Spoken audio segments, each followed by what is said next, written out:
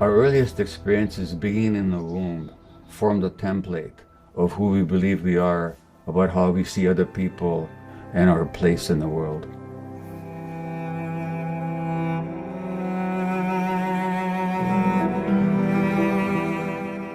When I see human faces, I see beauty, I see tremendous suffering, and enormous potential for transcendence.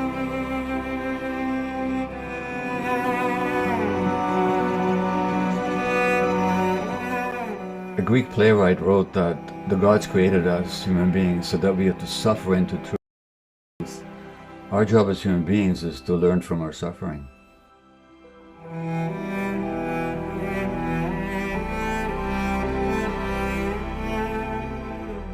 We don't have to keep perpetuating pain for ourselves and inflicting suffering on others. In working with so many people, I've learned that working through trauma can teach us so much wisdom and can reveal the beauty of our existence that because of trauma we had lost sight of.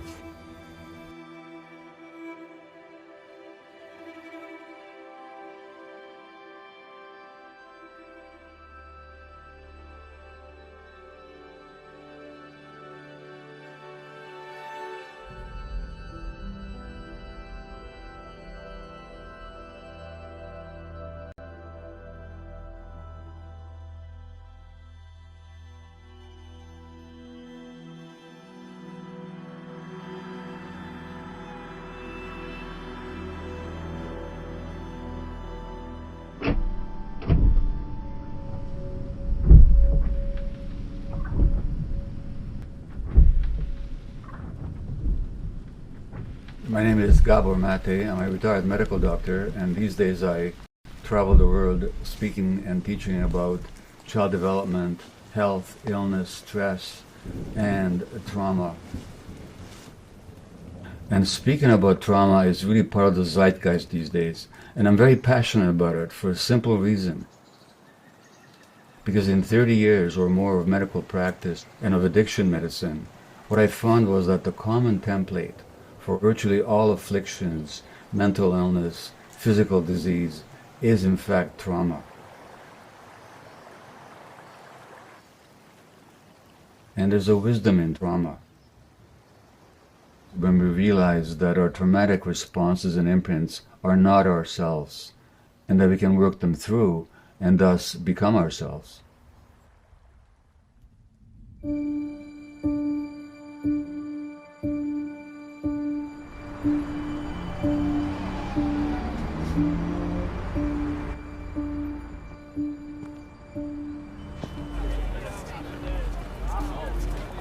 Virtually every week there's a study that more and more people are needing or seeking help for mental health issues. More and more youth are diagnosed with anxiety. Many more kids are diagnosed with the whole plethora of childhood conditions such as ADHD, attention deficit hyperactive disorder.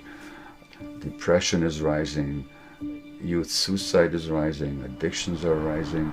Genuinely, it's an epidemic.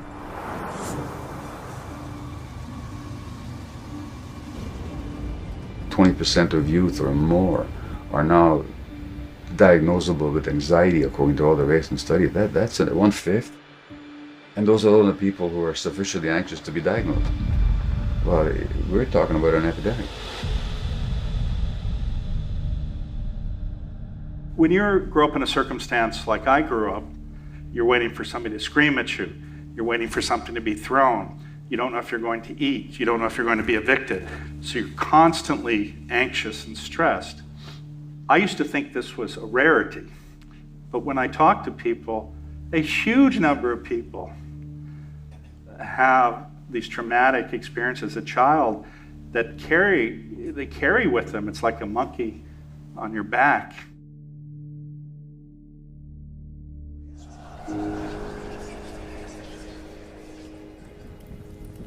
Trauma is an overwhelming threat that you don't know how to deal with.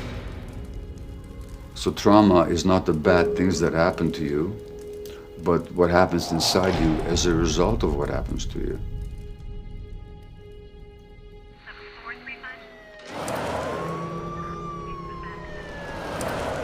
My father was shot and killed on December 25th, 1999. They found his body in someone's front yard.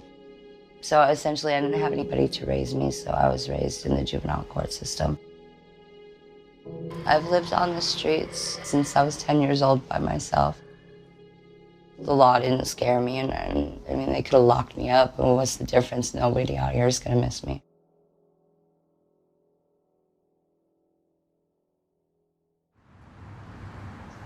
My mother, alcoholic, bad alcoholic. Like my father, sex addiction. His sex addiction ruined our whole family. You know, cheating caused divorce.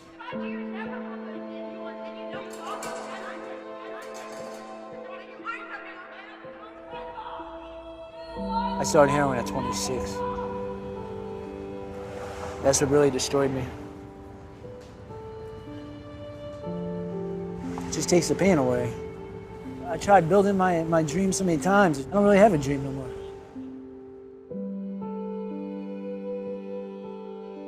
So trauma fundamentally means a disconnection from self. Why do we get disconnected? Because it's too painful to be ourselves. That then becomes a lifelong dynamic. I no longer know how to deal with emotions. It means that in relationships, when I feel a bit hurt, I immediately withdraw, so I don't have to feel those emotions that I don't know what to do with. So there's a disconnect. It also means that when I have gut feelings, I don't follow them. So I create situations of risk for myself. Now, trauma also affects how our brains develop. Certain key brain circuits that have to do with how we react and respond and regulate ourselves, how we handle stress, how we interact with other people, how much empathy and insight that we have, how much compassion we have. These functions of the midfrontal cortex are limited and constricted by trauma because we now know that the brain develops an interaction with the environment. So the brains of traumatized children don't look like the brains of non-traumatized children. You can take it. I've had enough of your crap. You're gonna start acting like a young man instead of a toddler. As a matter of fact, her ass is on punishment right now, and she ain't even gonna go the fuck back outside. What the fuck are you doing, Dad? I swear to God. No, There's please. no other way for you to learn this. Dad, please stop. During your first 18 years of life, if a parent or other adult in the household often or very often would swear at you, insult you, put you down, or humiliate you, step inside the circle. If a parent or other adult in the household often pushed, grabbed, slapped, or threw something at you, step inside the circle. If a parent or other adult in the household often or very often ever hit you so hard that you had marks or were injured, step inside the circle. If you often felt that no one in your family loved you, step inside the circle. Step inside the circle.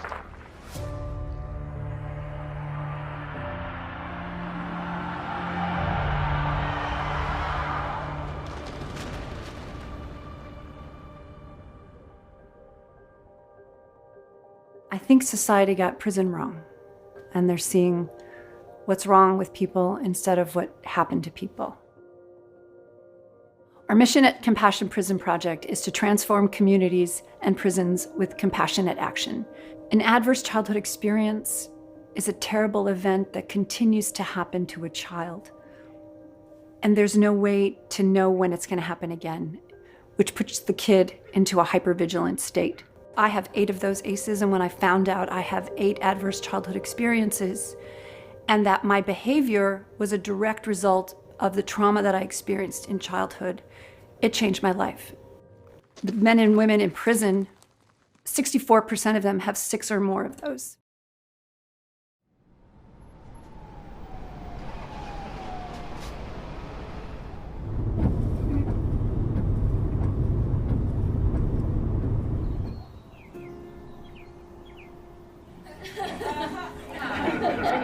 No.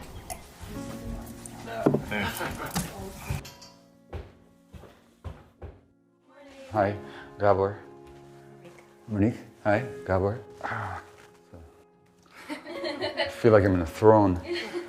I want to talk to you guys about why you think you got addicted, about what may happen to you as a child, the way you saw yourself as being deficient somehow. I was kidnapped at 16 and sold off. So that's a trauma that's just something that's in my life that you can't turn around, right? And Kidnapped by who? there's a taxi driver who took me and a girlfriend when we were 16 and held us for 6 months in a motel and sold off my virginity.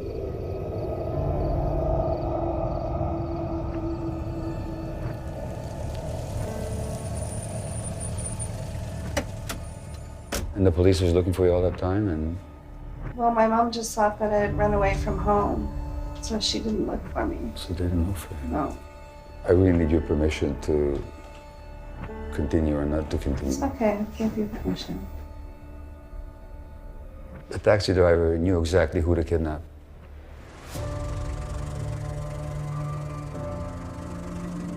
The predator can always tell who's without protection. Anybody hate you as a child? Yes, my father. He would spank us and take a belt to us. Do you remember how that felt to you? Like, I just remember the pain of it. Instead of thinking, oh, why did I deserve this? I just remember the pain and the... And how long did that go on for? Went on until I was approximately 16 and started fighting back. So 10, 11 years. Yeah. Okay. Let's say you're the mother of the 5-year-old, and this 5-year-old is being hit with a belt. And she's in pain. She doesn't understand, you know, and then it just hurts. And it hurts emotionally. Because this man who's supposed to love me is beating me. So when you're being hit like that, there's only two possibilities. My father's a bad person or hates me, or I'm a bad person. So the only protection is to believe that, oh, I'm not lovable. Let's say you're the mother of the 5-year-old. Who would you want that 5-year-old to talk to? Myself. Okay, who did you talk to? Nobody. That's the trauma.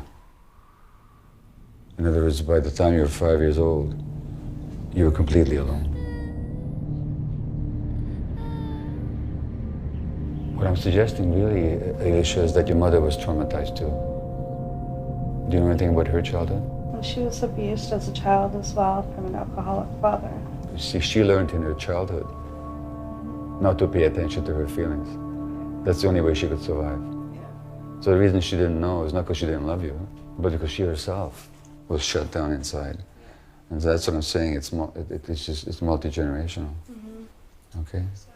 Yeah. You can't pick out who's at fault here. It didn't begin with anybody. It goes on and on and on, from one generation to the next.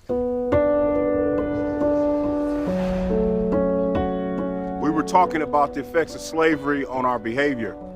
And I'm gonna be honest with you, I ain't agree with it when I first heard it. But then when he talked about the discipline, I had a flashback to how I used to get whipped with a bullwhip, naked. I didn't put the two and two together, but I realized, you know, that's how slaves was whipped. Because it was generational trauma passed on from one mother to another mother to another mother, and it passed on to me. I still got marks on my legs and stuff behind that. And I just remember there was no one I could run to, no one could help me. And she just was telling me how much she loved me, and she cried and she beat me with a bullwhip.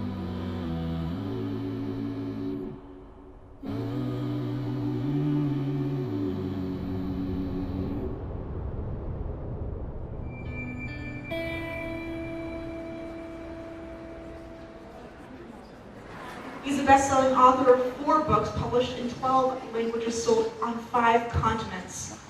Please welcome Dr. Gabor Mate. I actually wrote my speech out tonight, which I don't usually do, but maybe out of nervousness in front of this group of strong women. You know, we all. The truth is that guys are afraid of women. I don't know if you realize that, but that's a lot of the stuff that we do is totally out of fear. Well, when you felt bad as a kid, who did you speak to? When the pain is there and there's no one to share it with, then the child has very limited resources to deal with that, and what they do is they disconnect from themselves. When you disconnect from yourself, you no longer have yourself. You've lost yourself. When we talk about trauma, we usually think of something terrible happening to a person. But that's not the only trauma there is. And so the other kind of trauma may not have to do with terrible things happening to you. Most people look at my childhood and, damn, you had an awesome, childhood, and because I had everything, we come from upper middle class, and in Idaho, and I got everything given to me, but that was their way of parenting. They give me everything so I'd shut up and wouldn't bug them, because they're always too busy, they're always working. So children don't get traumatized because they get hurt. Children get traumatized because they're alone with the hurt. I'm a lifer inmate.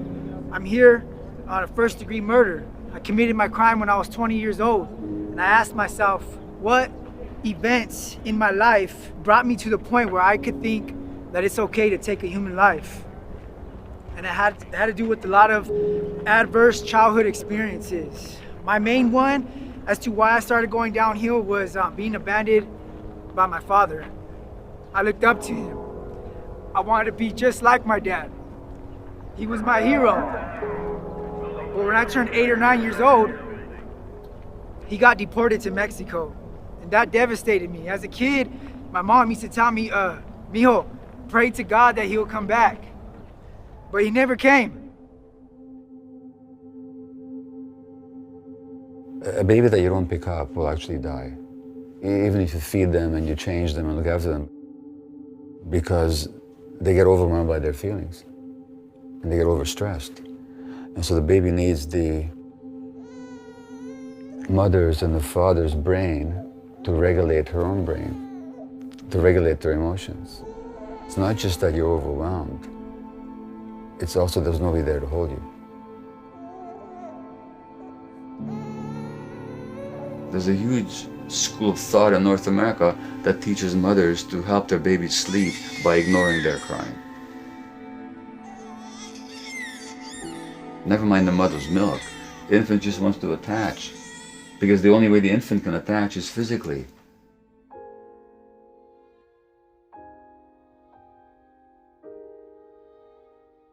When he's not being held, he's not being attached to.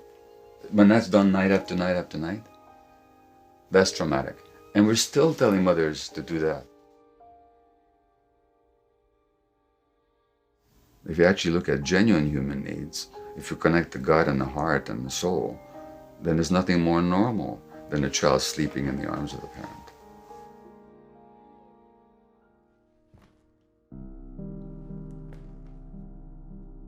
So I've often thought about the sources of my own issues. An infant, 2 months of age, in Hungary, when the Germans, the Nazis, marched into our country and they began to exterminate the Jewish population. So that was my first year of life, with a terrorized mother, grandparents killed in Auschwitz, a father away in forced labor, anti-Semitism, the ever-nearing shadow of annihilation, and ultimately a separation from my mother. I was a little short of 1 year old when my mother had to hand me to a stranger in the ghetto of Budapest and send me away to some relatives in hiding, so we didn't see each other for 6 weeks. And she didn't know if she would live or not. In her diary, she said that this is the hardest 6 weeks of her life. That was the experience of the first nearly year and a half of my life. And sometimes I thought, well, gee, I must have received a lot of love at the same time, otherwise I'd be a lot more crazy than I actually am.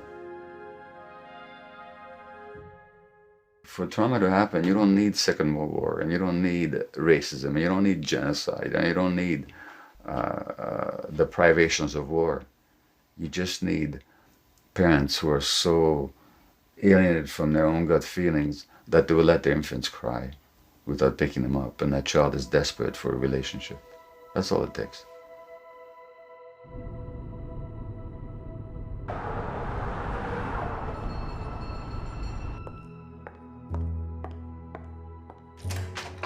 Well, hi. Alice, hello. Welcome. Gabor. Welcome, Gabor. Wow. What a view. Thank you. For me, being a drug addict, the deep down need to escape, I think is almost into a more realistic place than the insanity that we see, the chaos we see around us. You know, I just wanted that place all the time.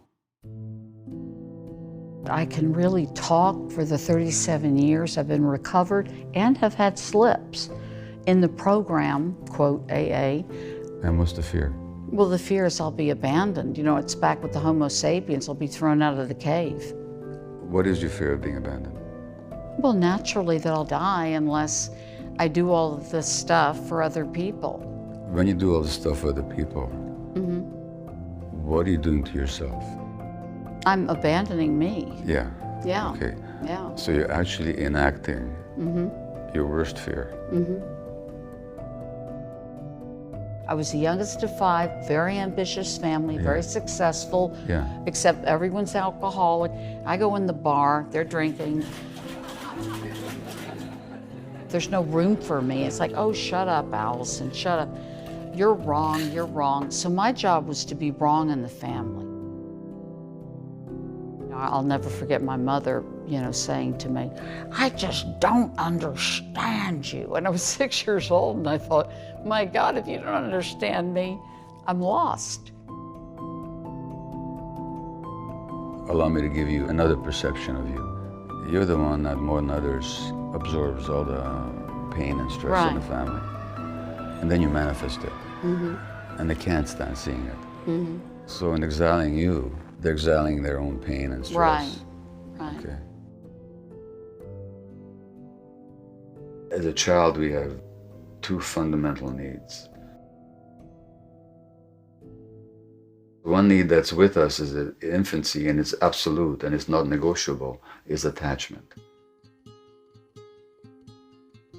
And so the other need then is authenticity. Authenticity, therefore, is the connection to ourselves. Because without authenticity, without a connection to our gut feelings, just how long do you survive out there in nature? So authenticity is not some new age, pseudo-spiritual concept. It's actually a survival necessity.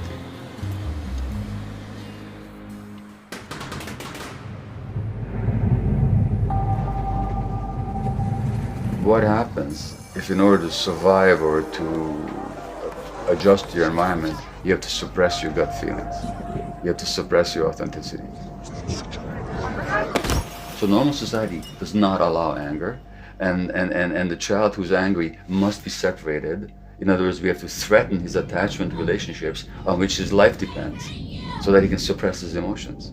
Well, that child, if he learns the lesson well, will disconnect from their anger. And then he's a sitting duck for depression, mental illness, or for physical illness.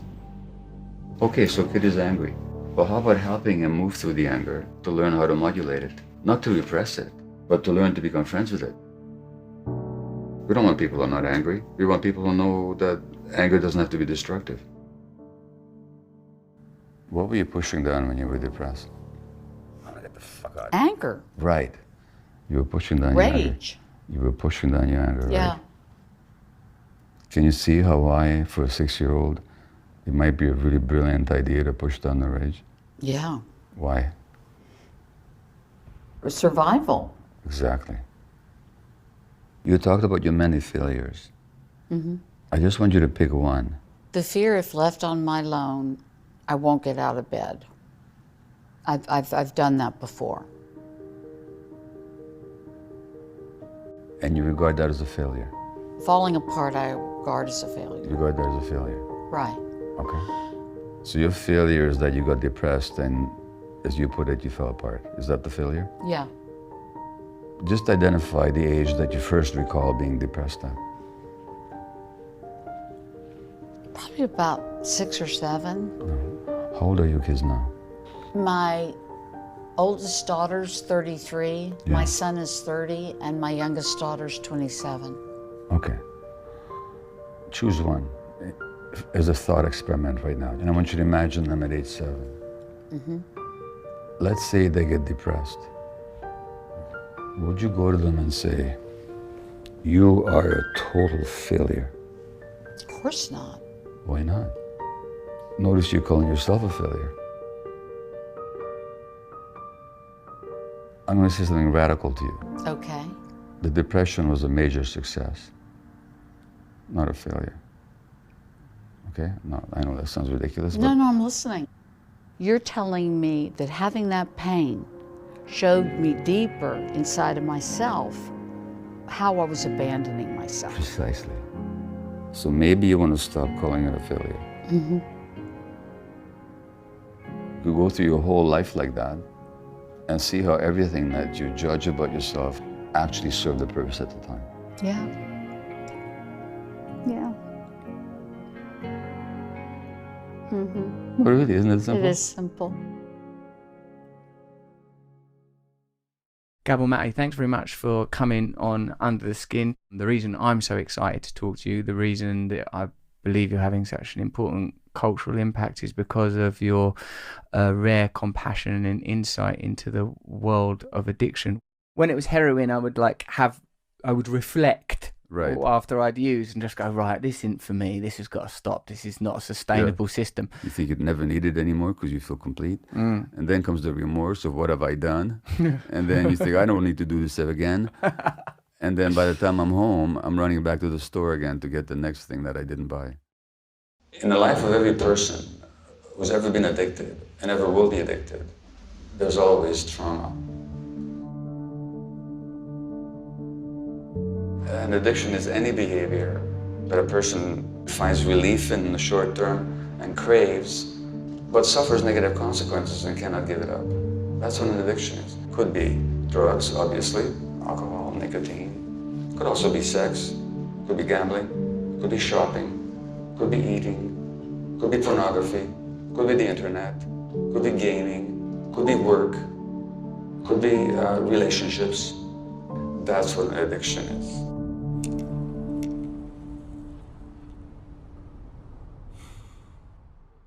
The first issue is not why the addiction, but why the pain.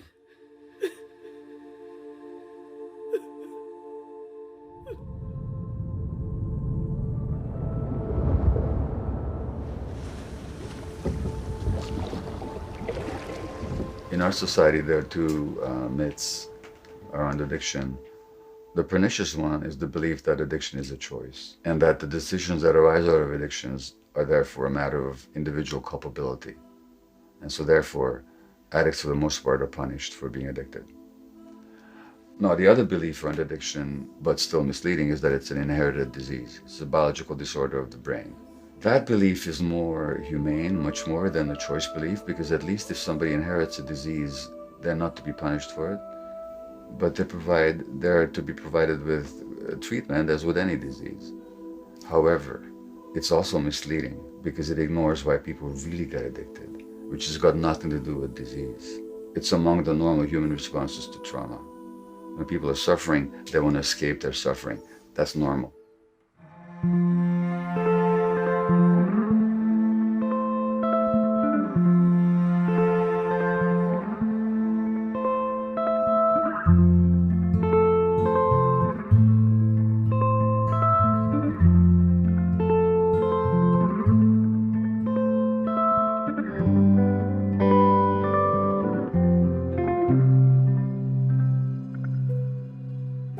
My name is Jutapo Nshelloshi. I'm 43 years old. I come from a family of Thai restaurant owners. I moved away when I was 14. I was never good enough. I mean, I think if I had parents who didn't really care and was lenient, I don't think I would have really got right into it and really got addicted. I might have just, tried it once or twice. But I think the pressure was on from the upbringing and having to feel like I had to achieve and be the best at what I did. An A student. And so when I moved away, I really wanted to prove not just myself, but to them that I was more than what they saw. I did apply to Stanford University. That was my #1 choice. I was disappointed I didn't get in. And San Francisco State University was my second choice. And While there, I did do the same things that I was doing when I was in high school, playing for the NCAA, singing choir. We're doing so many things, pledging sororities and being different club members. I'm saying I was just trying to find my way in the world. And then I started to work at the nightclubs here. And so I think that's when I really evolved, because I wanted to do everything. I wanted to go to school, wanted to work, but I needed to do homework as well. So the pressure was on then. So then it got into heavier drugs, so I needed the meth to stay up. I think our society just doesn't understand addiction. Without the addiction, they felt incomplete. They felt this huge emptiness inside. And so the addiction was to complete themselves and to somehow temporarily cover up the emptiness. Why the finger pointing? Why the judgments on a particular group of people who are addicted who happen to use substances? My first job that I ever had as a physician in Vancouver after I did my internship was actually in the downtown east side of Vancouver.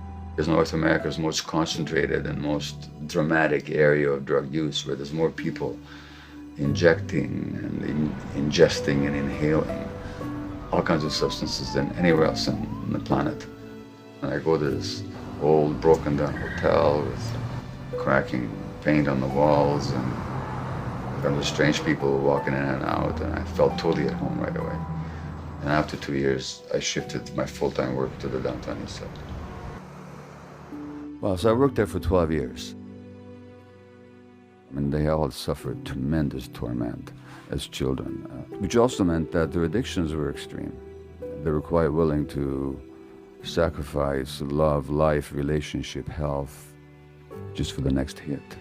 They were that desperate to escape from reality because reality had been so cruel to them. We were dealing with people with severe infections. They would inject drugs that would give them abscesses not only in their skin or their muscles, but also in their brains, in their spinal cord, in their joints. So they have to be hospitalized, which is the only facility where you can deliver IV antibiotics several times a day. But they were users, so they'd be always absconding from the hospital and even using the IV lines to inject through. So inevitably they'd be kicked out of hospital, which means that their life-threatening infections would be untreated. This is how I met Joey Carter. I think I pushed him across an intersection once in his wheelchair. Maybe that's the first time we actually met. And you helped me out, and he said, "What are you doing? Enough's enough. I'm gonna admit you to CT. Are you gonna go there?" And I was like, "Well, what about my addiction?" And he said, "Well, what are you using?" And I said, "Well, I've been using morphine and mescaline." I said, "How many will you give me a day?" He said, "As many as you have in your pocket."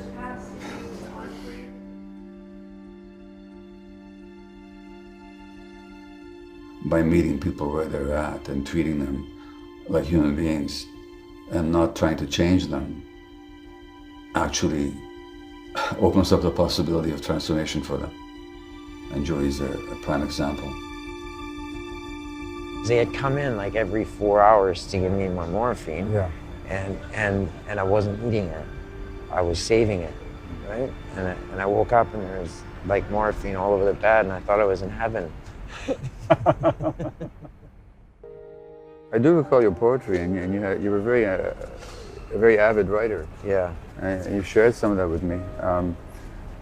Is there one that that you can recite now? Yep. It goes, "I misbehave when I crave to push the venom in my veins. I lose all control of my inner soul, and my demons hold the reins. I deceive whoever believes, I twist their open trust. With nefarious precision and tunnel vision, I pursue the venom with lust. With the desire so strong, I forget all bonds, hurting the ones I adore. And even though they love me, they move on from me to let me fight my war. Uncontrollable, I'm inconsolable, slowly I'm dying inside. A glutton of such, I've used too much, now there's no life in my eyes." Wow.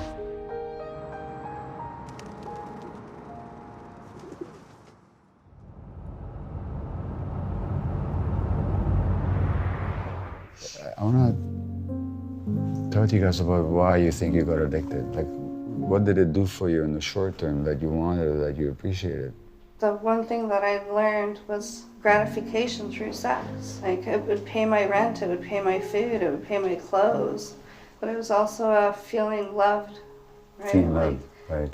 Having that desire for somebody to care and want you. Want you. I wouldn't be able to have a sexual relationship if I wasn't using, because I couldn't feel anything towards the other person. To make you feel more alive? Yeah, it made me feel more in tune. Yeah. Yeah, like that's what, and I used it to have feelings. I didn't feel pretty, I didn't feel like, and as soon as I would do a little bit of drugs, my self-esteem would instantly go up. I did so much sports and was on such a strict schedule that when I started to use in like grade 8, grade 9, like I was free. So freedom, sense of aliveness, completion, self-esteem. These are all wonderful things, aren't they? When they talk about addiction being a bad choice, they know it isn't. It's actually a solution to a problem. If we understand that the addiction is not the primary problem, but really a response to trauma, then it becomes obvious that in order to heal addiction, you have to heal the trauma. But it means that you see the wound that's driving that person.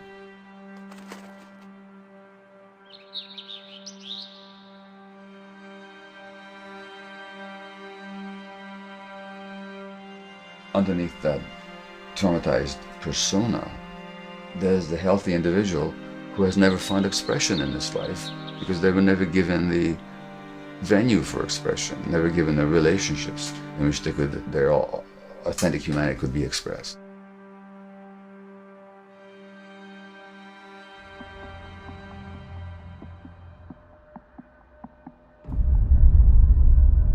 Are we free? Are we conscious? Are we making a decision based on full awareness, or are we driven by unconscious dynamics that we've inherited or that we developed as a response to childhood trauma? Well, insofar as we're not conscious, we're not free.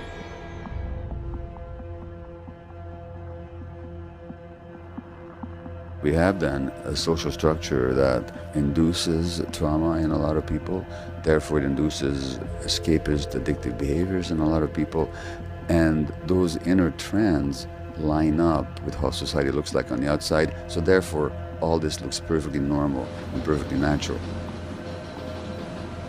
Fundamentally, the message is that with our minds we create the world. So if I have a worldview that the world is a horrible place, then I'm going to live in a world where I have to be aggressive, suspicious, competitive, and make myself as big as possible so I don't get eaten up. So I have to be grandiose and cunning, because that's the world I'm living in. And these are the people that our society rewards with power.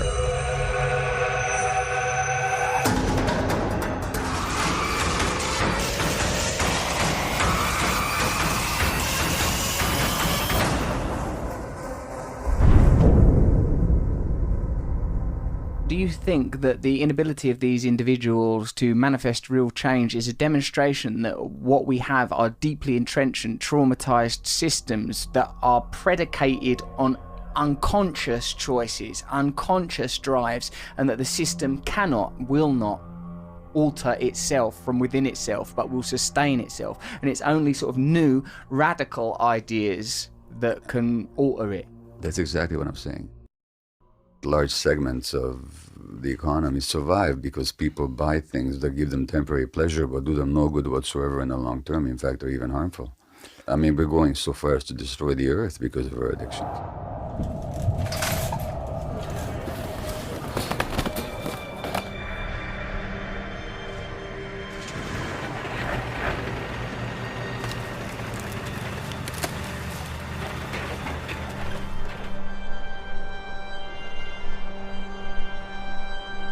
The disconnect from the body of the earth really has to do with the disconnect from our own bodies. The two are together. And the exploitation of the earth as if it was something separate from us has a lot to do with patriarchal domination. I mean, we talk about Mother Earth. Look what we're doing to Mother. It's a mother hatred almost.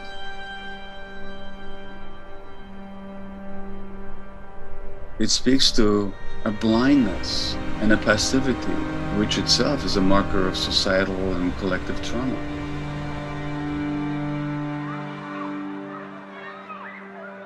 Our schools are full of kids with learning difficulties, mental health issues that are trauma-based, but the average teacher never gets a single lecture on trauma. They're fundamentally working with an essential lack of information. I should barely mention the criminal justice system has no understanding or even acquaintance with the concept of trauma. In fact, they often create policies that further deepen people's trauma. That these institutions need to be informed of what trauma is and how to respond to it. Well, I've been in custodies of different states and counties since 18. I struggled with addiction, and they were sending me to these places to get the help that you needed. I had nothing but the authorities telling me it was my fault, because you're choosing this, and I can't keep choosing it. You're supposed to trust and believe in these people. California industrialized prison. Trauma doesn't know a color. Trauma doesn't know an age. Trauma doesn't know a tax bracket. Trauma doesn't know any of these things. Anybody can be traumatized, anybody. Symptoms of trauma: nightmares and night terrors, inability to love, Addictive behavior. insomnia, depression, shame. That's not who you are, but it's a symptom of being traumatized. And we're here to heal each other. We heal in community. When I do these circles with anybody, when they see the extent of childhood trauma in themselves, but also in the people around them, it's a shift. It takes the othering out. It actually brings a human in. And that, as a society, is one of the imperatives that we need to get to. We got to start seeing each other for what happened to us and not what's wrong with us.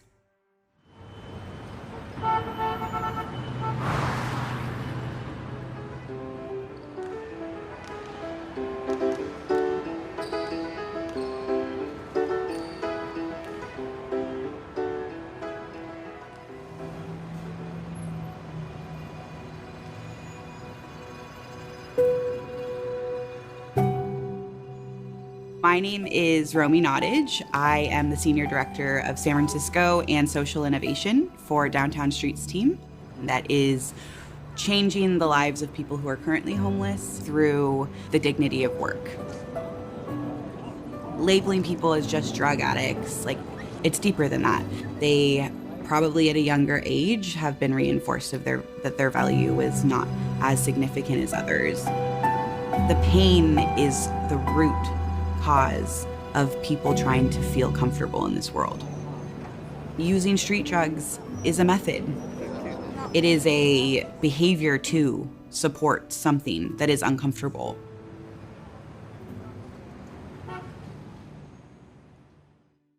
I was homeless for about 15 years. It is the survival of the fittest. I had 3 kids on the street while homeless, walking around, no shoes, selling drugs, doing drugs, hoping they would miscarry. All the babies came out with everything: meth, crystal, cocaine, everything you could think of. I did utilize those 3 moments in time where I had those babies to just rest up in a nice place and eat a hot meal. Just basically took a shower those 3 times because while I was homeless, most of us don't shower, maybe once a year, if that. But I was lucky. I had the same foster mom. All 3 boys, Albert, Judson, and James, are all thriving. They're very healthy.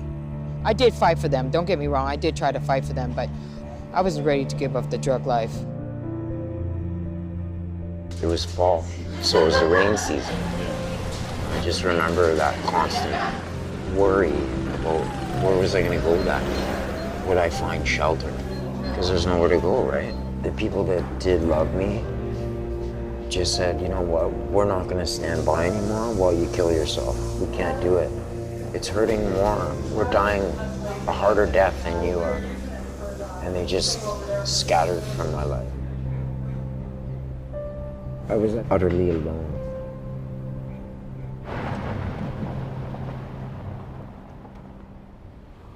I've been in the city on the streets now for 4 years. Went to college on my GI Bill. I was in the Army for a total of 11 years.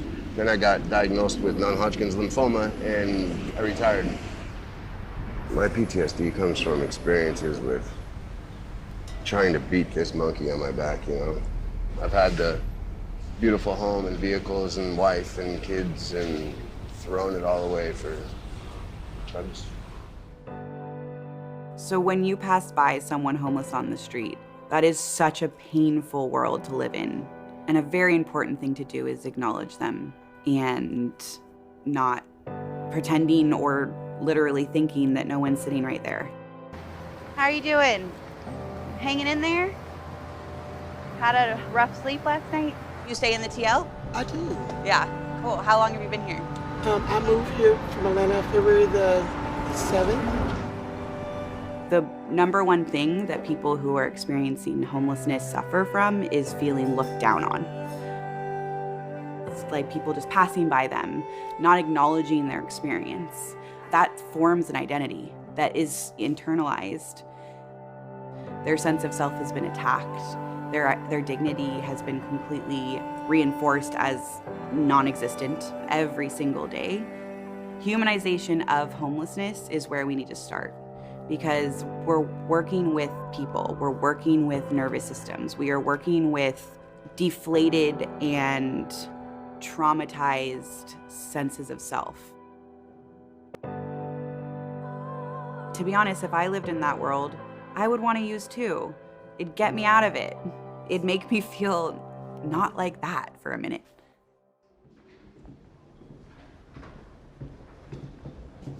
Hey, Dwayne, you home? It's Tessa. Hey, how are you? How are you? I'm Tessa. I'm a harm reduction specialist at Abode Housing Services.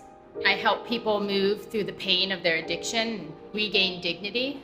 Oh my gosh, your place looks amazing! I took this job because of the harm reduction approach where people get housing. You don't have an agenda, you must do this or that in order to access housing. You're worthy of housing because housing should be a right. When people get housed after they've been outdoors for 7, 15, 25 years, whatever the number is, you're alone. You don't have survival to do. So this is when I'm starting to see everybody's pain start surfacing. And people are starting to have, more challenges and emotional challenges than they did out on the streets. Dr. Gabor Mate, when I found his teachings and specifically the realm of the hungry ghost, kind of changed my outlook in life. I'm very dear to this work.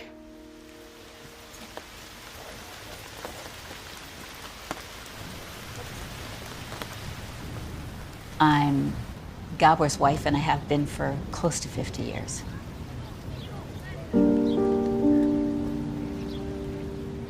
I met Gabor in October of 1967 when I was a first-year student at UBC. I saw in the student newspaper that they were looking for cartoonists, and I draw. I walked into this small room, and he's sitting there reading a book, and I said, my name's Ray. I'm supposed to draw you. Would you mind just sitting there? This is it. I did this before I knew who he was, before I'd had a conversation. What a mysterious guy. Dark, intense. He was so interesting to me. I've always been a rebel. I mean, in communist Hungary, in grade 6, my teacher wrote in my report card that you should watch it because he incites the other students. But so that tendency to resist arbitrariness, what I'm being told and what the official line is. So I'm really not one for groupthink, and it really helps me to see through all kinds of nonsense that people accept without questioning. On a personal level, I'm also a contradiction. My longing is really a sense of being excluded from something, a sense of impossibility even, and I very easily go there. I mean, that is my baseline. Very early in my meeting with Gabor, I saw clearly the light that he was and the dark that he was. So I saw brilliance and I saw real, I guess trauma is the word I'd use now, but I didn't know then. To me, it was dark. And of course, by then I knew he was directly had been in the Holocaust. But it was going to be my job to heal him, to bring out that light.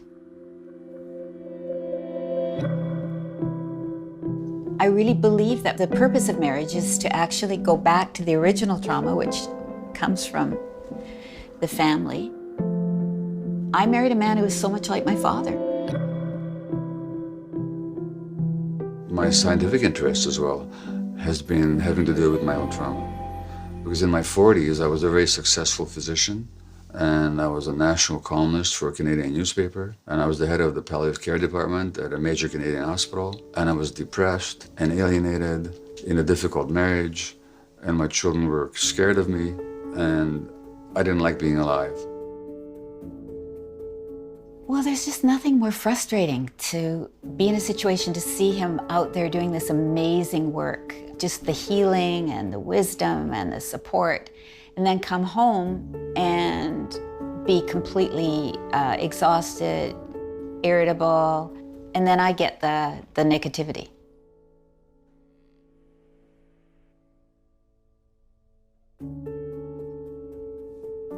I have to be me. I have to be authentic. My nervous system is so wired that if I'm not authentic to myself, I'm sick. I have a stomach ache. I can't sleep. I'm anxious. And it's usually here. It's usually something in this dynamic. Yeah. Right? Well, when I would compulsively shop for compact discs and lie about it, Ray would get neck aches. And after a while, she figured out, if I got a neck ache, this guy's lying to me. He doesn't get away with anything. Yeah.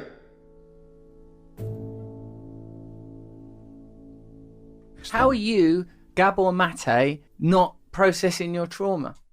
How am I not processing it? Yeah, because like if you're not doing it, that's like Steve Jobs going, I couldn't get my phone to work. That's another traumatized person, by the way, whose cancer has everything to do with the childhood trauma that he experienced. But that's another book and another story. So you sort of a bit like in The Matrix, when Neo sees everything's made out of numbers. You look at people and you see all their trauma and damage. That's what I see. Until I realized that I was traumatized, which really wasn't in my late 30s and mid 40s. And I began to realize that it didn't have to be this way, that there were reasons for it, and I started looking for those reasons. So I started waking up fairly late in life. I was a driven workaholic doctor. Now, why was I a driven workaholic doctor? Because the message I got as an infant is that the world didn't want me. Now, how do you deal with not being wanted? You make yourself needed. So if you're traumatized and if you don't think you're lovable, my God, go to medical school. Now they're going to want you all the time. When they're dying, when they're being born, every moment in between. And that's highly addictive, because you get the validation all the time. A lot of people that go into medicine, the last thing they want is to be open and vulnerable. In fact, what they want is the authority of the white coat and the stethoscope. And medical school is very hard on people. You might look at it almost as a selection process that weeds out the people that are too vulnerable. The long hours, the deference to unreasonable authority, the stress that you are willing to subject yourself to. And these are the people that, like me, become physicians. So that selects out against the vulnerable. I went to medical school here at UBC. At that time, we did not get a single lecture of trauma. We did not even hear the word. They still don't hear the word trauma in medical school.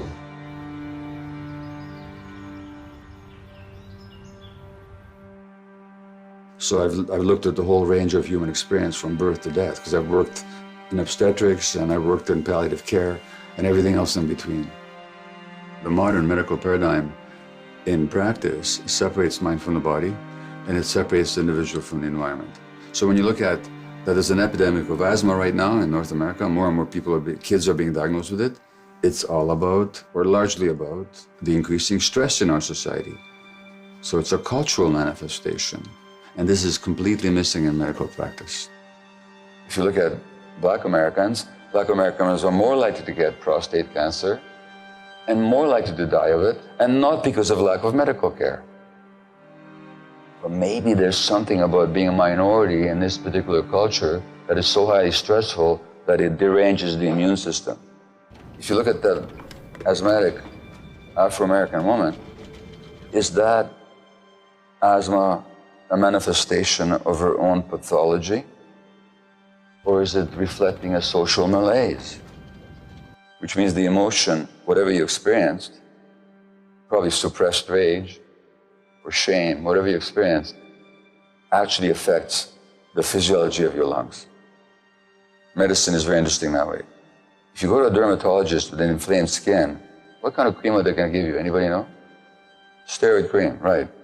If you go to a rheumatologist with an inflamed joint, what medication are they going to give you? Steroid very often. If you go to a lung specialist with asthma, what kind of inhaler are you going to get? Steroid. If you go to a gastroenterologist with inflamed intestines, what kind of medication are you going to get? Steroids. Now, what are steroids? They're copies of cortisol. What is cortisol? It's a stress hormone. We're treating everything with stress hormones. Maybe it should occur to us that stress has something to do with the onset of these conditions. The fundamental problem is capitalism, or I should say materialism. As long as research is driven by the profits of pharmaceutical companies, what's going to drive the education of physicians except the profit motive of pharmaceutical companies? I mean, it's just obvious. People have to be seen as automatons, as beings without really emotional needs or spiritual needs. As globalization and globalized materialism spreads throughout the world, so is autoimmune disease spreading throughout the world in societies that hardly even knew them before. Diseases, whether mental or physical, are normal responses to abnormal circumstances. And that what we consider normal in this society is often actually insane. In the most health-obsessed human society ever, all is not well. In the US, the richest society in history, fully half of the citizens have a chronic disorder such as high blood pressure or diabetes. Illness is when part of an organism starts working against the overall benefit of the organism. So that, say, in an autoimmune disease, the immune system attacks the host organism. So a system that was designed by nature to protect you now turns against you. Cell division, which is meant to be, coordination with the needs of the entire organism, gets out of hand, and now you've got cancer.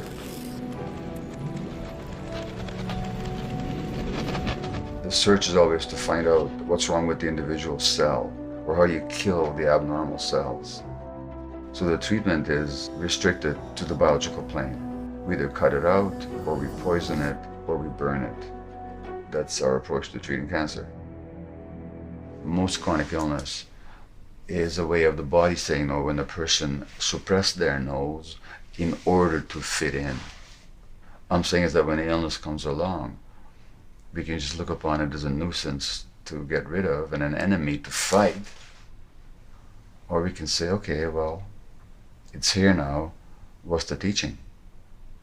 Which just doesn't mean that we don't accept treatment or we don't do our best to heal, but that as part of that healing process, we actually ask ourselves, what does this mean about my life and my relationships, and particularly about how I treat myself? What is the teaching?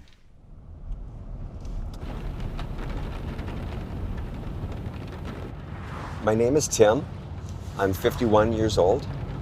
I was given a diagnosis of prostate cancer about 1.5 years ago.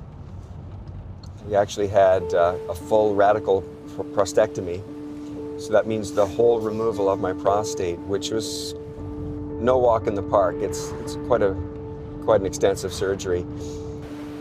In October, they did a bone scan and found that there was multiple areas in my spine, ribs, and some pelvis that the cancer had metastasized to, which was devastating to me at the time. There was no need for me to have the operation. If someone has prostate cancer and they have their prostate removed, but the cancer's still in their body, then the surgery hasn't done any good.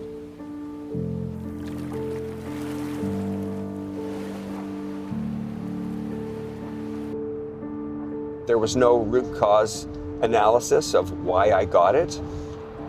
What I soon discovered was that everything was a Band-Aid. The average general practitioner under the insurance programs gets to see a person for 6 minutes, and a psychiatrist gets to see them for 10 minutes. What can you do in 10 minutes? You can adjust medications. And the average psychiatrist today is not trained in psychotherapy. They're trained in what's called biological psychiatry, which fundamentally means altering the biology of the brain by handing out prescriptions, which never get to the heart of the problem. So while I'm not dogmatically opposed to medications, on the contrary, I acknowledge their value in my own life, they're not the answer. And at the very best, they should be only as a stopgap measure until we get to work on the real issues. Why this disease? Why in this person? And why now? Unless I answer those questions, unless I ask those questions, we can't talk about wholeness. We can't talk about healing in the deepest sense.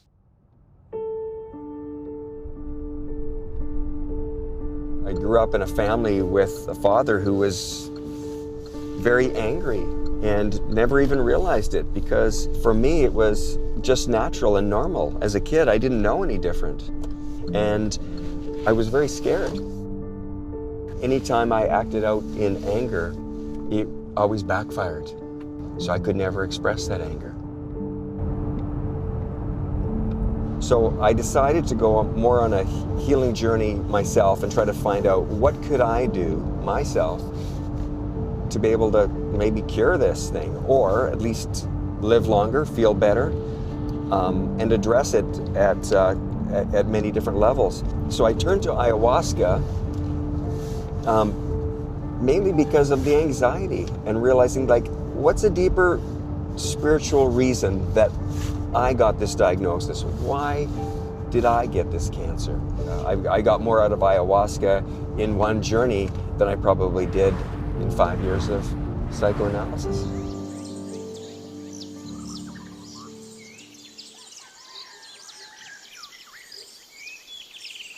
What I know about ayahuasca and the healing of addiction. Ayahuasca being an Amazonian brew, which has got psychedelic qualities. It can induce visions and deep experiences. So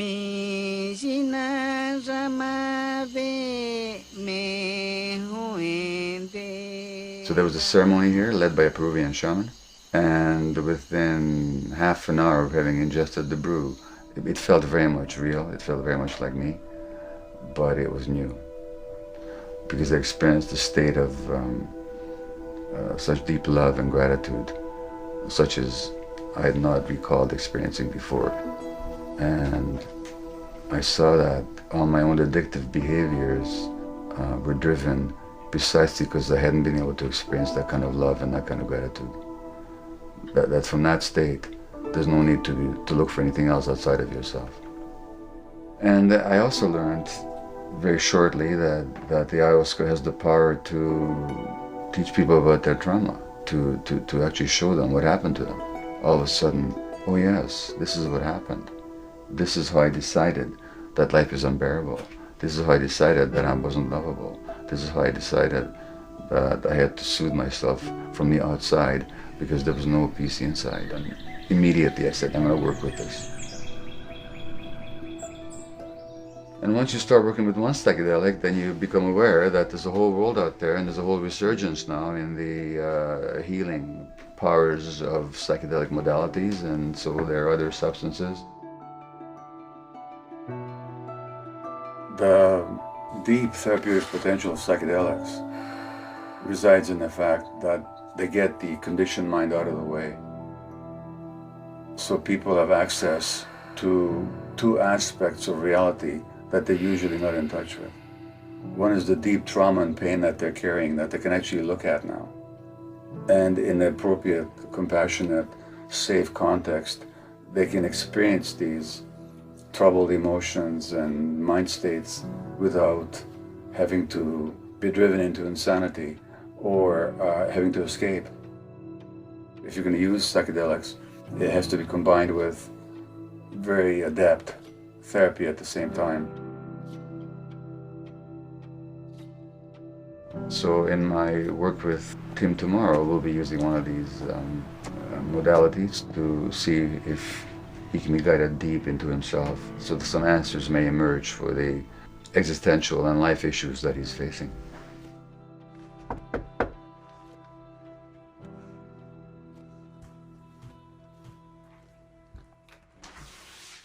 Hey, Tim. Hi, Gabor. Come in.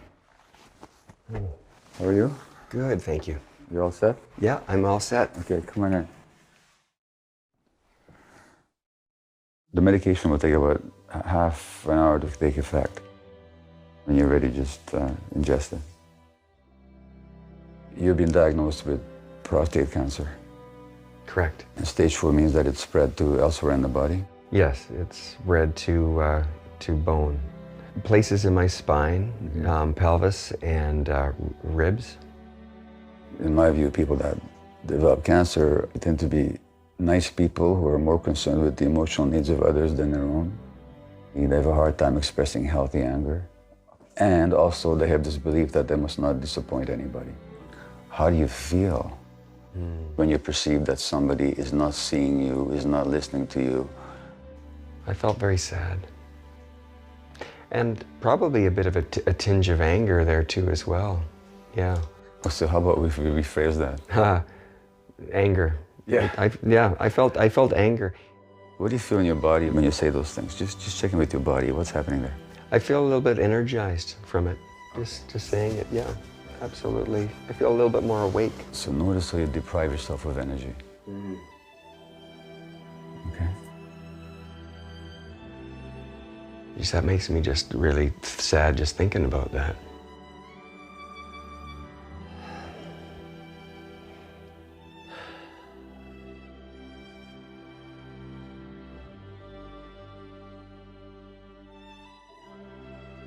Man, it feels good to feel. And underneath that, I just feeling this frustration. Fuck, it's too much energy to. I've been holding on to contain that. Like I'm pissed off. I have to keep fucking focusing on all this shit, working on myself.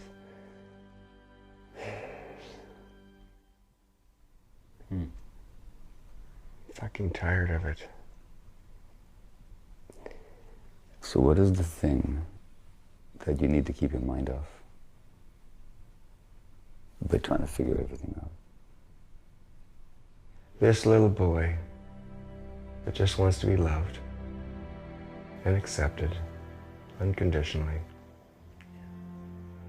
wasn't.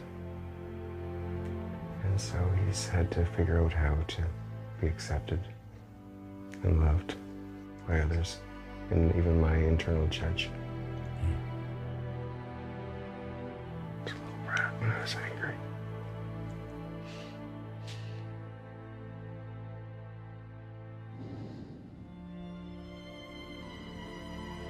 You can stop all this work.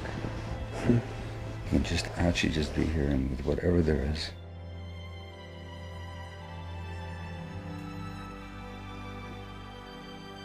See, as long as you don't allow the fear to be there, you're going to be always working to get rid of it. That's what the work is all about. All the work that you're doing. And then you're going to keep working to make yourself acceptable and always nice and dutiful and all that.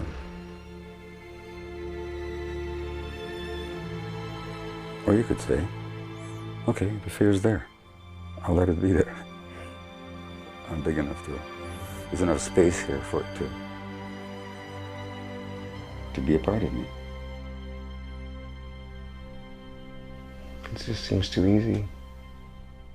Yeah, it's got to be a lot more complicated than that.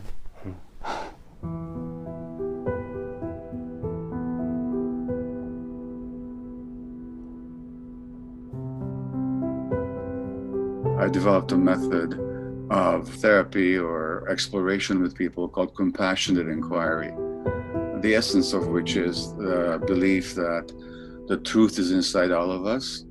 We just have to ask the right questions to help people arrive at the truth. That clenched jaw could speak, what would it say now?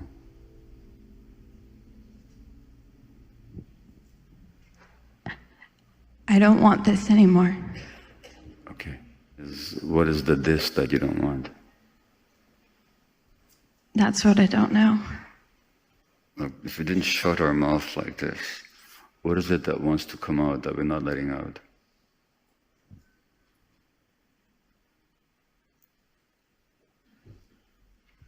Rage.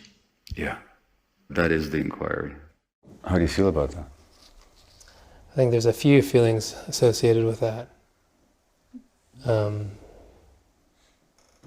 I'm not buying that one. How do you feel towards it? How do you feel about that? I'm a part of you. How do you feel about that? What comes up right now? Shame. Thank you. What are you ashamed about? Do you know? That it is a weakness. And you must not be weak. Correct. Because if you're weak, then what? I won't be able to take care of those I love. So you located it, it's here in the chest area. Just put your attention on it right now. I mean, I'm looking at this blockage or sense of blockage, okay? What does it want to say to you? It's not a word, it's soothing. It's soothing. Yeah. Desiring. That it's wanting soothing? Yeah. If you're in touch with this sense here that you've just identified, how familiar is it to you? Oh, very. How far does it go back? 7. That's when I lost my mother, but it was present before that. Okay. So what does it need from you? To be held. Need to be held. Yeah. Like your mother might have held you. Yeah. So when it arises, my advice is don't try and figure out how better to do your work, or how better to be present, or any of that, or how will I fulfill my calling. Your calling is really clear. But this part of you, guess what? Needs to be heard and seen.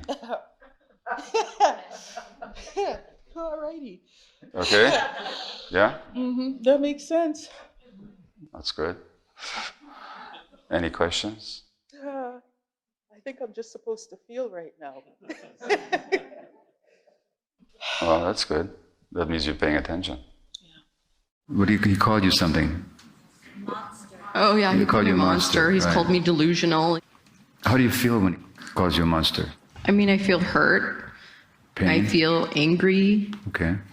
So what if I said to you, you got beautiful green hair? How would you feel about that? Laugh. Why would you laugh? Why would you laugh? Because I know my hair's not green. Uh-huh. What if I said you were a monster?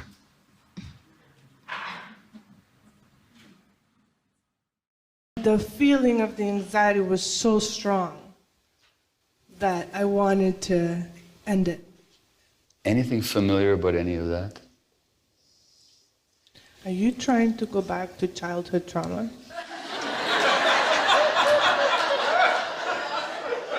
Who? Me? You see that you developed a belief that I can't be touched, nothing can touch me. Mm-hmm. Guess what happens when you get sick? Mm-hmm. That defense is now destroyed.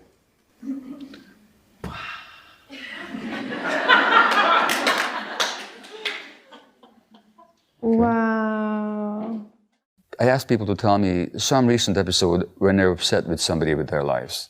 And something that they're open to sharing. So it doesn't have to be anything sordid or thing, but just something, whether it's your spouse, partner, the bus driver, I don't care who. Sure. A friend. Okay, so what happened? Describe it? What happened, yeah. All right, there were a number of issues in my home, and I had hired someone to do these things while I was gone. Okay. And I came back and none of them were fixed. Okay.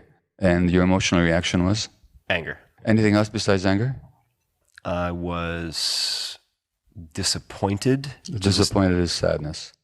Let's go with that. Yeah. Okay. Mm-hmm. So I'm going to ask you a silly question. What were you sad and angry about? Well, angry that someone had made commitments to me and not fulfilled those commitments. What does that mean that they didn't fulfill their commitments? Meant that they didn't care about me. They didn't they didn't respect me. So they didn't care about you and didn't respect you. What kind of person doesn't get cared or respected? don't know. Someone who doesn't deserve to be cared for or respected. Exactly. Are there other reasons why this other person might not have done the work that has nothing to do with him or her not caring about him or not respecting him? So what other reasons might there be? He had a flight delay and got caught on Puerto Rico during a hurricane. He's got ADHD. Yeah. He can't follow through. And any number of possibilities. Yeah. Now, of all the possibilities that you've just outlined, including that they don't care about you or respect you, which is the worst one? The one I immediately defaulted to. So let's notice something. I should say we, because we're all like this, we don't respond to what happens. We respond to our perception of what happens. Right. Okay? That's what the Buddha said. It's with our minds we create the world. Number two, of all the possible interpretations, we choose the worst one. Thirdly, what I just said isn't true. We didn't choose it. It's not like you went through all these possibilities and you said... It wasn't multiple choice and I chose option D. Oh no, he doesn't care about me. He doesn't respect me. You didn't do that. Your brain jumped there automatically, right? The question is why? First time in your life that you felt hurt and angry that when you perceived somebody didn't care about you or didn't respect you? It's not the first time. Very good. And most people I talk to, it goes back way back. Yeah, this goes way back. Into childhood. Okay? And that's what trauma is. We don't respond to the present moment. We respond to the past. So who's the one that doesn't care about you and who's the one that doesn't think you're worthy of respect? No, it'd be me. It'd be you. Yeah. Now that's a learning. And that's the beauty of healing, is that when you reframe things and you actually see the source within ourselves, all of a sudden, that's liberating. Because guess what? If you're feeling that way because this guy did this or didn't do that, that makes you a victim. Yep. But if you see that you're the source, now you're powerful.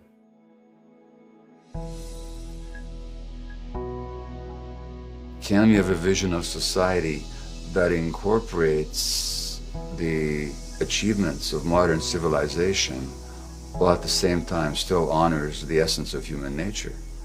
I think the answer is yes. I know the answer is yes. Not that I expect to see it in my lifetime. We need trauma-informed medical care, trauma-informed education, and trauma-informed therapy. Everybody that has listened to talk or read his book always said to me, I don't feel like I'm a bad person anymore. I can see their heads higher. Yeah, they're still using substances, but something inside of them is starting to change. That's their shame is kind of dissipating. Without me stumbling across his work, I tell you, I would have been a different person. Childhood trauma is key because once you understand that, you know you were a child and you didn't have help, and if it's about love, then why are we locking them up? Underneath that traumatized persona, there's the healthy individual who has never found expression in this life. If you see that, then you're trauma-informed. It's not a question of healing the trauma or of ever getting rid of the memory of what happened, but to help that person expand so that there's space for all those emotions. Dr. Mate, he allowed me to feel that what I was seeing was a humanistic crisis. It was a human not being identified in the light in which they deserve to be. We as caretakers in this world need to see the human in front of us, not the problem. We still have each other's numbers, Yes, so call me. yes. Okay. All right, good to see you. Good to see you. I miss you. All right, good to see you. Bye. How have you been? It cannot be a general construct of this is how we're dealing with people who are homeless. This is how we are dealing with people who are addicted to drugs. No, this is how we deal with Sarah. This is how we deal with Jose. This is how we are in relationship to each and every person experiencing trauma within their lives. That is what has been the essence to his teaching for me. Hi, who's this? Hi, Fang. How are you doing? Fang, are you his little companion? When we start the journey of being compassionate with ourselves, not only does it change ourselves, it changes our communities and our society. Today, I'm still healing. I'm still healing from my abandonment issues. I am a lifer inmate. Being here today, witnessing all you guys' traumatic experiences gives me motivation, gives me inspiration to continue on the path that I'm currently on. Every human being has a true, genuine, authentic self. And that true, genuine, authentic self can never be destroyed. When people say you have a second chance in life, today I know what that means. So I performed for the first time singing after not singing in 20 years. So I performed in front of 400 people. And that was a dream come true. And I was able to reunite with my mother. When God blessed me with this son, my 4-year-old boy, Douglas, I made a promise to myself and I said, listen, I want to be a mom. I want to be a good mom. The baby's dad is also with me. He's my babysitter. I've been clean for the last 10 and a half months. Because you did, you made a difference in my life. Thank you for being in touch.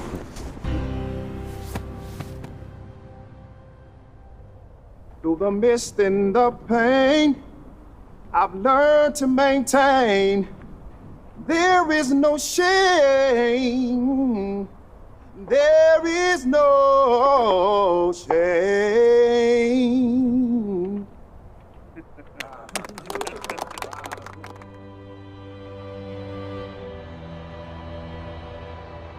I am happy to say now that through my own healing, after being off my medication now for 6 months, I've got a remission. The cancer is just not growing. This is the first time in 4 years where this has happened, so this is just absolutely amazing. It's been spiritual work for us both, and I've grown up in the relationship. I've healed in the relationship. I'm still healing in the relationship. To me, this is an incredible love story. It's really inspiring how he's changed. So as we've gotten older, somehow we've gotten freer and younger. We just get closer and closer. It gets better and better.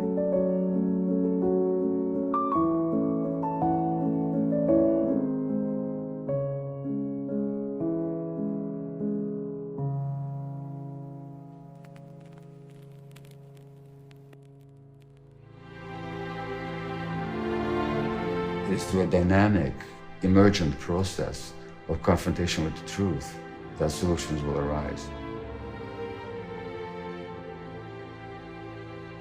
Trauma involves a lifelong pushing down, a tremendous expenditure of energy into not feeling the pain. As we heal, that same energy is liberated for life and for being in the present. So the energy of trauma can be transformed into the energy of life.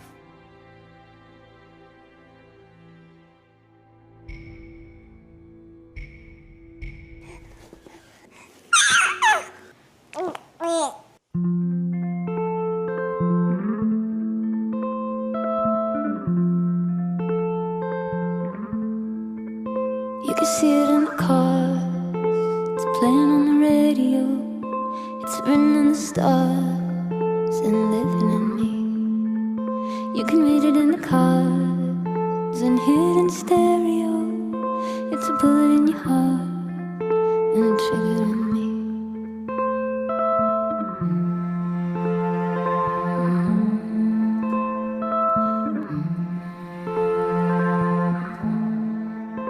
You can see it in the young, they saw it on the video, loaded like a gun, it's aiming at me. Everybody on the run, talking on the telephone, hurry up and have fun, 'cause it's killing me. Over and over and over once again, they will find you, you let them know. Over and over once again, they will burn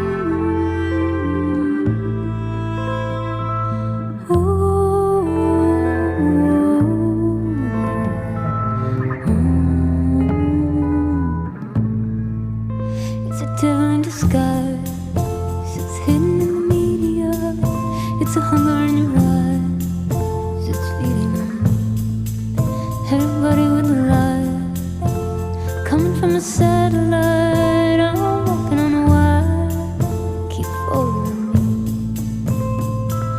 Over and over and over once again, they will find you. You let them in. Over and over and over once again, they will bind you under your skin. The way that it's working, you know it's not working. The way things